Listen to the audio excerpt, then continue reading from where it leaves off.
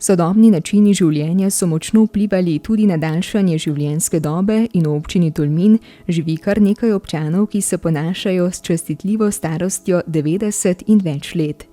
Gre za življenjsko obdobje, ki s seboj prinaša drugačne potrebe in v katerem so bolj kot v kateremkoli drugem času potrebni razumevanje, potrpežljivost in podpora soljudi. Marsikdo se je zaradi gibalnih omejitev primoran soočiti s spremembo življenjskih navad, ožanjem kroga socialnih stikov, omejen je tudi čas druženja z mlajšimi člani družine, ki jih obremenjuje hiter ritem življenja in obveznosti. Nihče si na jesen življenja ne zasluži biti osamljen ali brez podpore soljudi in prav zato si prizadevajo prostovoljke vseslovenskega projekta Starejši za starejše za višjo kakovost življenja doma, ki na Tolminskem že desetletja lepšajo in lajšajo življenje mnogih starostnikov nad 69 let.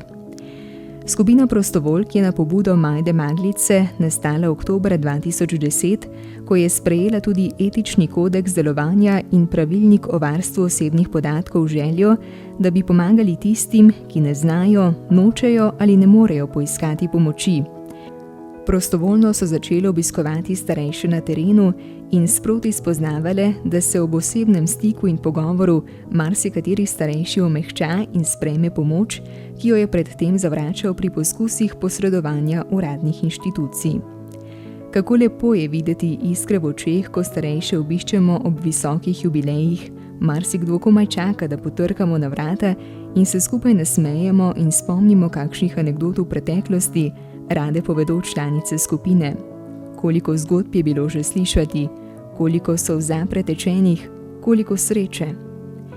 V 10 letih delovanja so prostovoljke zabeležile skoraj 8000 obiskov na domu, med katerimi so se razvili lepi odnosi s starejšimi, okrepilo pa se je tudi zaupanje v njihovo delo. Marsikje so namreč prostovoljke edina pomoč osamljenim in pomoči potrebnim. Marsikdo od starostnikov, sploh v bolj odmaknjenih krajih, niti ne ve, kakšne pomoči je lahko deležen, niti katere inštitucije bi mu lahko pomagale. S pogovori vedno znova iščejo rešitve, mnogim so pomagale do denarne pomoči ali paketov s hrano na Rdečem križu ali Karitasu, pa do denarne pomoči na Centru za socialno delo, pomoči na domu, posredovale in zagotovile so obiske patronažne sestre pri tistih, ki so bolehali in potrebovali zdravstveno podporo. In spodbujale aktivne k udeležbam v programih Društva upokojencev, kjer ohranjajo socialne stike in aktivno starost. Prostovoljkam projekta Starejši za starejše za višjo kakovost življenja doma, zato občinski svet občine Tolmin za 10-letno humanitarno delo na področju prostovoljstva podeljuje zahvalo.